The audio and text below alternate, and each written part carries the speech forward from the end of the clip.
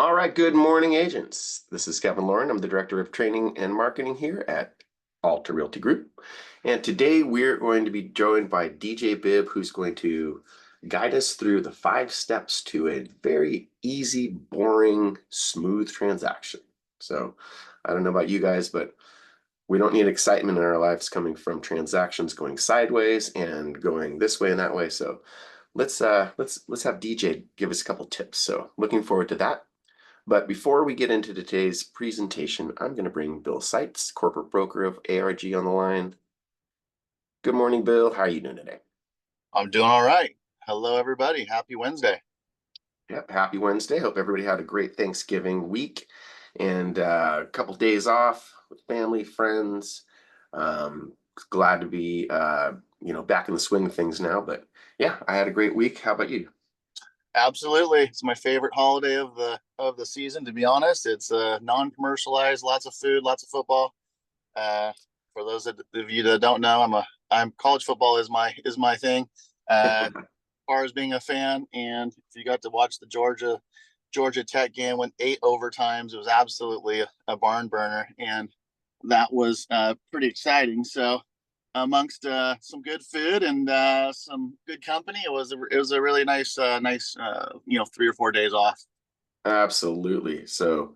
Um, so the other day, yesterday, you put out a broker tip. Do you want to go through that with us before we go forward? Yeah, this is something that just want to keep on everybody's you know mind, or just at the top of their awareness. Insurance is increasingly getting harder to come by here in the state of California. Very frustrating component to real estate and finance. And so, and they have, put it into the contract as a contingency aspect. And so I think we just have to really keep that in mind as we open transactions. And even, I mean, no matter what side you're on, listing or buy side, really, because I had an agent call me yesterday, and they're in escrow on a condo, and they were telling me that they can't get the HO6 policy. No, they've called all the major carriers. Nobody will insure it to this point. And so an HO6 policy, for those of you who aren't familiar with the terminology, I'm sure some of our seasoned agents are. HO6 is the walls in, right? So in a condo, you have the master policy, which, condos are typically attached, and they're sharing the same walls and they're sharing the same roofs. So they actually have to have a blanket policy, right? So everyone's protected in case of fire or damage. But then the other requirement for each individual owner is the HO6 policy. So that's the walls in case there's flooding, or something happens inside that particular unit. But in this particular case, they've been calling, I went through the list with their State Farm, Allstate, Mercury, and they have not been able to secure a policy. And so it's kind of can't look at it, oh, this is just the buyer's problem. Well, it becomes your problem as a listing agent too, because if the condo can't be, insured, or you're having delays, or it's taking longer than you hoped, it's going to be an issue for everybody. And buyers are now protected with that contingency. And so it's something that I think that you need to kind of make this at the front of the list right early on. And and get, if you're on the listing side, say, hey, how are you guys looking on your insurance? If you have a good agent, or you have a good resource for that, offer to give that over to the buy side. Or if they want to use somebody that or you have a couple contacts. Super, super important. I think this is going to become a bigger issue as we move forward in next year. It is frustrating that the commissioner of California, the insurance commissioner, has kind of let it get to this point. California has been insured properties with fires and all sorts of disasters since the beginning of time. So not sure why they're choosing to not write policies now, but it's just something to be aware of. I'll keep my eyes on it. You can always call me too if you're having troubles. We can put our brains together. But that is the tip of the week. And moving forward, Kevin, as we get in the last couple webinars of the year, We will be putting together some of the updates for 2025. I can't believe I'm even saying that, but we'll do some review with Lauren Nowak and some of the rule and law changes for the upcoming year. No, that's fantastic, Bill. That's much needed, and that's exactly what we're going to be doing for the last couple of webinars to wrap up 24. So Bill, thank you very much for that. That's huge. We've got to be aware of this kind of stuff, so much appreciated. Before we move into DJ Bibb's presentation, we are also going to bring on the line Debbie Ciccone from Clearview Mortgage. Debbie, good morning, and how are you today? Good morning. Yeah, I'm fantastic. Super busy, and I think business is still out there. People, have different reasons for needing to purchase a home or list their home. So it's out there. And I even have, I even work with some realtors that are, going door to door, just asking for listings and, anybody that's interested in buying. So it is out there. You just gotta work it. So just a little tidbit on rates, and then that's all I'm gonna do today. Just to keep you aware. But like a 30-year fixed rate right now today for 0 origination points is around 6.4%.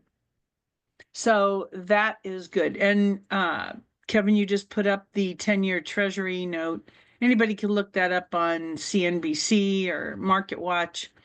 When it goes below 4%, cha-ching, go out there, get the business. Woohoo! The rates will be lower. But right now, 30-year fixed, 0 origination is hovering around 6.4%. FHA is around 5.6%. So there's, rates are not bad. In fact, we got a notice today that rates were improved, or they revised an improvement today. So that's a good sign. But anyway, I hope everyone has a wonderful week, and I hope to talk to you before the holidays and Hey, Debbie. be able to wish you a happy new year. Yeah. So real quick, just touching now that we've got you on our lending expert, and you probably heard just what I was talking about insurance. Just wanted to, and you can verify this. It's really also important to note, because I just thought of this, that the file cannot go clear to close without the policy in place. And so if you're, you know what I mean? And so that becomes a problem with the financing. And I'm sure Debbie has seen this and knows about this as well. And I think she's also a good resource for insurance. If you guys don't have, I know she's got a couple of good contacts. So I don't know if you have something to add on that, but it's really important to note the banks will not issue a clear to close without the insurance in place.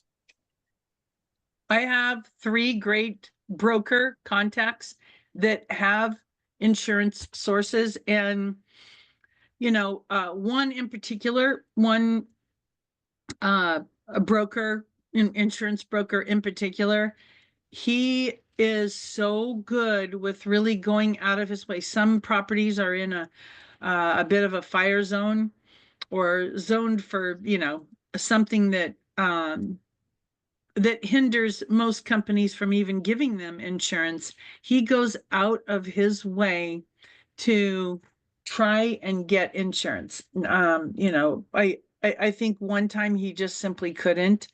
I don't know what the deal was with the property or where it was located, but it's call me or text me. I'll send you his contact. Thanks so much, Debbie. That's really appreciated. Yeah, you're welcome. Thank you, Debbie. Appreciate it.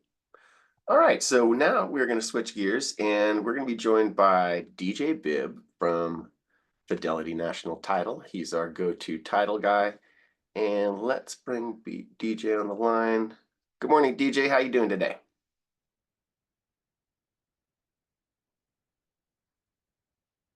Hello, DJ.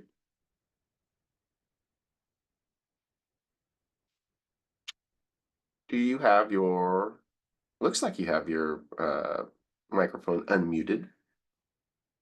For some reason, we can't hear you.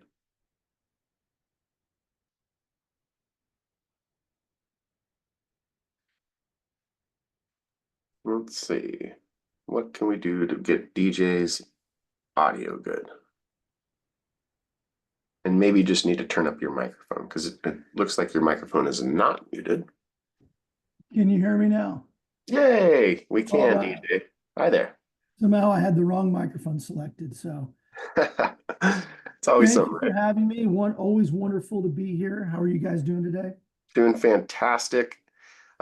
Just getting back into the swing of things after the big holiday weekend. Terrific.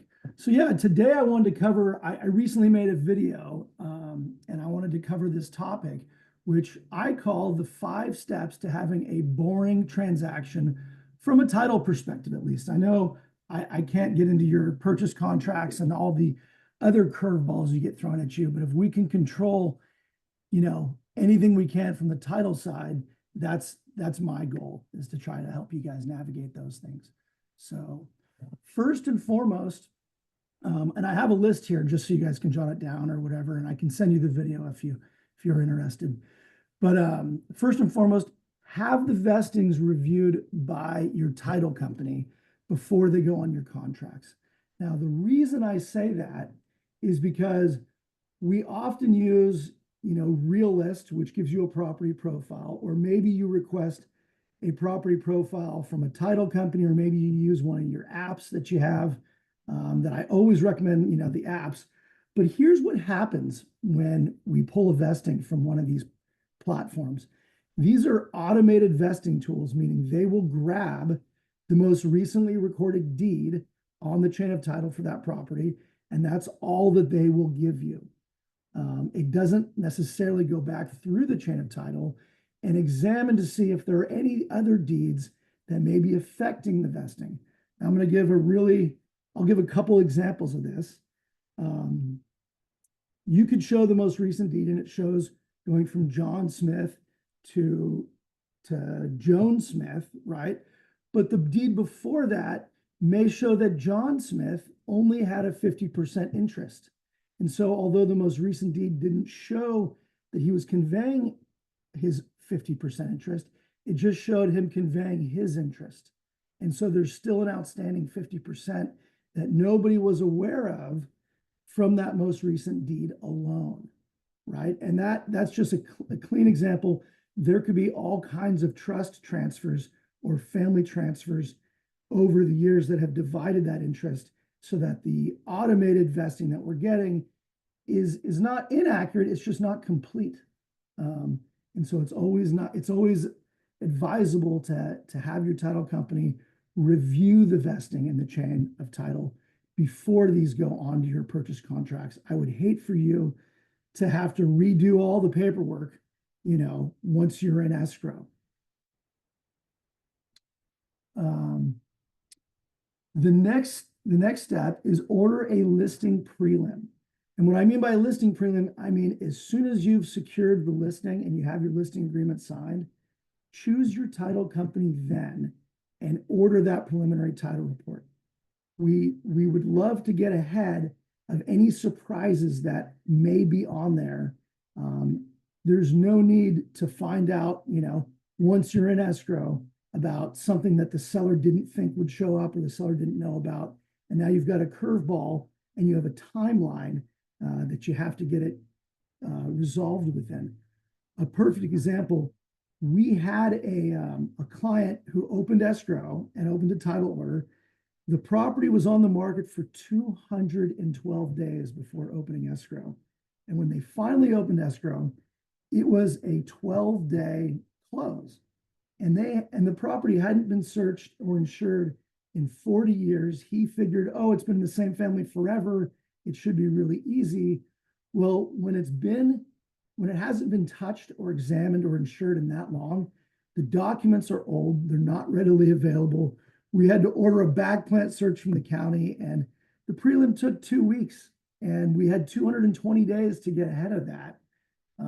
So there was no need to be forced to deal with that timeline and waiting for a title report. Also, there could be a judgment or a tax lien or anything that the seller was unaware hit the property And you don't want to have to deal with that once escrow's open. You'd love to be able to get ahead of anything you can ahead of time. So always order the prelim as soon as you've taken the listing. Item number 3 is get the SIs in early. So an SI is our short term for what we call a statement of information. And a statement of information is like a one-page document that all title companies collect from every party to the transaction. So it comes from every seller. If there's a trust and there's multiple trustees, each trustee will have to fill one out. It'll come from the buyer. It'll come from every principal to the transaction. And what an SI does is it helps us identify each individual person versus somebody who has the same name or a similar name. For example, in a transaction, you might have a guy named John Smith. Well, this is going to collect his date of birth, the city of birth, last address, social security number. It helps us identify our particular John Smith from any other John Smith. Because when we run a preliminary title report, we not only search the property, but we also search the name to make sure there's no personal liens that may attach to the property. We recently, Hey, DJ. Yeah. Not to interrupt, but I'm interrupting. Please. But I know a lot of clients, in my experience, or just in exposure to transactions, sometimes don't want to fill out that SI form. And they feel like they're already giving up personal information, right, in other areas of the transaction. And then escrow asks for the SI form. And so it might be good to have a kind of a blanket response to them. You think you kind of covered it just a second, but I think for everybody who, is representing clientele, and if they come to you and say, well, I don't want to give my personal information on this form, right? And I've heard it time and time again, through either, financial transactions or the real estate transactions, that there is sometimes pushback. But I think in this case, it is so important for agents to understand how to explain it to their clientele, because, from the client's perspective, they're saying, well, why do I have to fill this out? And there, as you're explaining, there's a really functional purpose to this and why it's important. And so I think sometimes agents don't get caught flat-footed and can't really explain why the statement of information is so important. Yeah, great question, Bill. So yes, the statement of information, for one, it's included. It's a page, it's a form to fill out within every title report. So it's in the prelim, and escrow provides it to all parties upon opening escrow. And escrow is supposed to return it to us within 3 days. Now, they don't always do that, which is the reason I'm bringing it up. Sometimes they wait till the very end.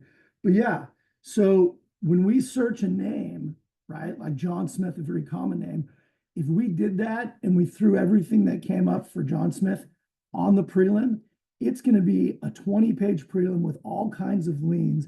And the seller's going to come back to us and they're going to say, hey, none of this stuff is mine. This is a child support lien from Texas. I've never been to Texas. I don't even have any kids. Well, the SI is how we clear that, right? Because we don't know this particular person. We're just a title company. We've never met him. We've never even checked his identification. This is how we clear off all those liens or all those items that are not theirs and shouldn't be tied to their transaction. And if we do get a bunch of junk on a prelim, all those items that don't belong to them, they automatically drop off as soon as we receive that SI, and we can cross-reference it with our prelim. Does that answer the question, Bill? Yeah, no, absolutely. I think it's just more for general knowledge, because I hear that really frequently, you know what I mean? So I think as long as we all kind of really understand the purpose of it, how it then it's like, okay, the client says, oh, I don't want to fill this out, Bill. And I can say, well, this is the reason why, and this is why it's important. And then they can at least understand it, because I feel like a lot of times trailing documents in the transaction, this is probably in the top 3 like Yeah. getting this document back to getting the transaction buttoned up. And so if we can explain it, early and clearly, we probably don't have this problem. I agree. And you know what, as agents, right, you shouldn't have to be the one to collect this, and you shouldn't have to be the one to provide it back to the title company. The reason I'm making you aware is because if your client, like Bill said, has any questions about it and there's any pushback, you can encourage them to do it and tell them why. But all they need to do is provide it back to escrow. Escrow should be the one collecting this and providing it back to us. And they have secure ways, right? You can send it on secure email. So you as an agent don't have to be responsible for the security of it. You just need to let your client know the importance of getting it in early. And the reason I bring this up, like Bill said, this is one of those documents that's so often as a trailing document, meaning it's coming in at the end when we're just trying to get every last thing buttoned up. We had a transaction recently where escrow, for whatever reason, they chose to not get this to us until they provide us with the closing package, with the grant deed and all the recording documents. That's when we got the SI, which was the day of closing. And so when we ran it, right, we had a very common name. So we didn't muddy up the prelim with all the junk that hits the common name. We waited for the SI, and there was a divorce settlement in there that the seller had to pay at closing in order to close, and he didn't want to. He was still dealing with this. He wanted to make installments. He wanted to wait, because all kinds of tax ramifications and financial interests that he had personally. But from a title perspective, we couldn't close with this judgment outstanding on the property. We had to clear it. So he had to pay his whole judgment up front without any real notice to wrap his head around it. It's closing day and he had to do it. He was not happy. Everybody felt badly for him. And it could have been avoided had escrow gotten us the SI 3 days after opening escrow instead of 60 days after opening escrow on closing day. So nice item to avoid right there. The next item, and this is a big item, and this doesn't come up until it comes up, right? This is not an issue. You may have done a million new construction or big remodels, and it hasn't come up until it does, and it's the biggest headache ever for your seller. But so the item is, call your title rep if you're aware of new construction or any extensive work done on the property. The reason I say this, right, is title companies get their biggest losses from mechanics liens. And so they do everything they can to avoid a mechanics lien. If a property has new construction, or the title company is aware that there's been extensive construction, right, the underwriting is gonna open up a can of worms, and they're gonna ask for what's called an indemnity package. What an indemnity package is we want to understand the build budget of all the work that happened on the property. We want to see everything that's been paid. We want lien release waivers from everybody who's been paid. And we want to understand what is still outstanding or we don't have lien release waivers for. In addition to, we're going to want to see financial statements from the seller showing that they have liquid assets to cover any outstanding mechanics liens that could arise within the mechanics lien period. Now that sounds like a lot, and you may not understand what all that means, but it is a major headache for the seller to provide all that documentation. They sometimes don't even have all that documentation. And sometimes this doesn't come up until we're getting ready to close, the week of closing. And so I like to avoid that at all costs. What we don't know as a title company won't hurt your seller, so to speak.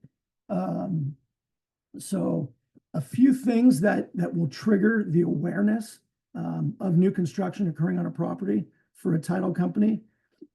One, if the property is over $5 million, the sales price, we consider that a high liability transaction. And so they will send out an inspection company. They will just do a drive-by on the property. And what they're looking for is a construction fence, stacks of materials, work trucks, anything to indicate that there's been a lot of work done on the property. If they take a picture and they send it back to the title company. If they see any indication that there's work done, they're going to ask the question, was there a bunch of work done on the property? Another indication is if there's a construction loan on the property, right?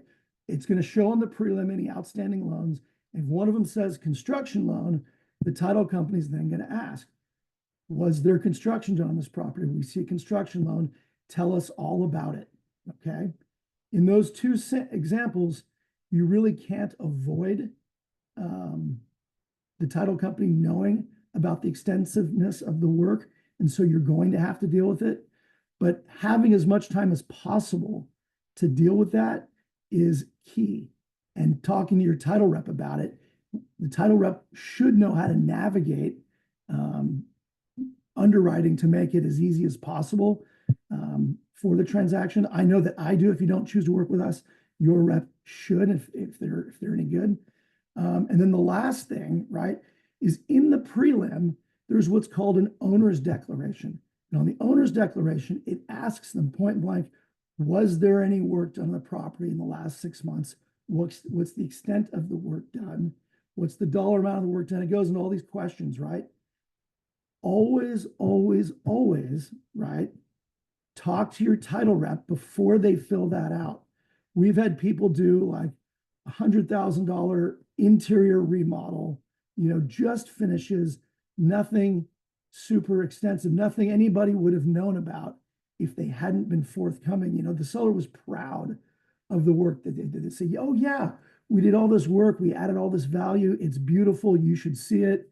Meanwhile, the title company's just thinking, who did the work? Were they paid? What documentation do you have? Are we going to be, liable for any mechanics liens? So, always find out as an agent what the condition of the property is as far as constructions goes, and have an honest phone call with your title reps so that you can approach it properly. In that example, I would have told them, don't say anything on the owner's declaration. It's not a big deal. The title company will turn it into a big deal, and you really want to avoid it. Now, don't tell my underwriters I said that, but that's what we do to try to keep transaction going smooth for you. Well, it's fantastic, DJ. The thing that we always want to do is streamline transactions, make sure that we're covering things that may come up, and these 5 steps seem like a really good first step in just making sure that everything goes smoothly, right? Yeah, and then lastly, right, is I know you don't always have the choice of title and escrow services, but I always recommend, if you have a title and an escrow, that you like to use them both, and that you often use them both. Try to use them both, if at all possible, at any time you can, because having a title company and an escrow company that have never worked together, right? The communication and the shorthand communication and the quickness, things fall through the cracks. And having a well-oiled team that is gelled and works together often and is used to it, it is going to lead to the smoothest transactions you could possibly have. Having people that have never worked together, and it just leads to more hiccups. So if you can at all possible use the same title and escrow, I highly recommend it. Yeah, and that's a really good point. So, DJ works very well with Raquel Bauer Legacy Escrow, our in-house escrow company. And so they've done many transactions now, and we're finding out, and our agents are finding out, that when you put these two together, the transaction seems to go extremely smooth, right? That's right. Yeah, we love working with Raquel. So And anytime you can get us both, it's a good recipe. I mean, it literally is, and Bill will attest to that since he is right in the middle of these transactions as well, right, Bill? Absolutely. And just we talked about this a couple weeks ago, great agents have great habits. And I think a lot of what DJ talked about fits right into that criteria is, you getting, and I think his point number 2 is so important because it's just gonna, set the table for the smooth transaction. And if there is something that has to be addressed, you've got time. You're not pressed up against the wall. You're not up against maybe a close of escrow date. Nobody's getting surprised. Yeah, maybe there's something on there that you weren't anticipating, but it's before the property goes into contract, and you have time to get it resolved. And so, if you're not doing these things yet, or these aren't part of your best practices, this is the time to do it. Get the listing. Like DJ said, as soon as you get the contract, you have the listing, it's in your name, it's in the broker's name, you've got control of that. Open up the preliminary title report, find out what's there. Is it clean? Is there something to be addressed? Do you need to call DJ for something? Those are the types of things that good agents will do. And those are best practices because you're going to shine all the way through the other side of it.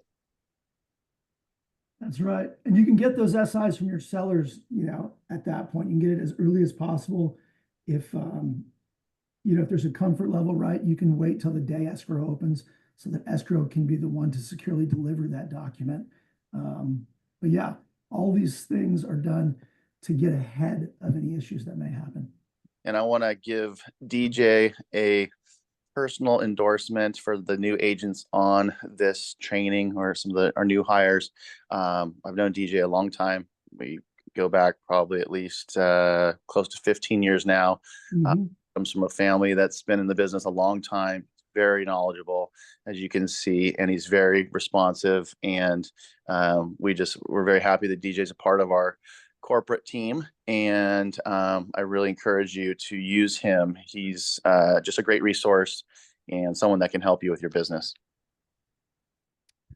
That is well, for thank sure. you very much, Bill, and thank you guys for having me here. I appreciate being a part of your team. Well, thank you very much for coming on our training today, DJ. I'll of course have all of your information.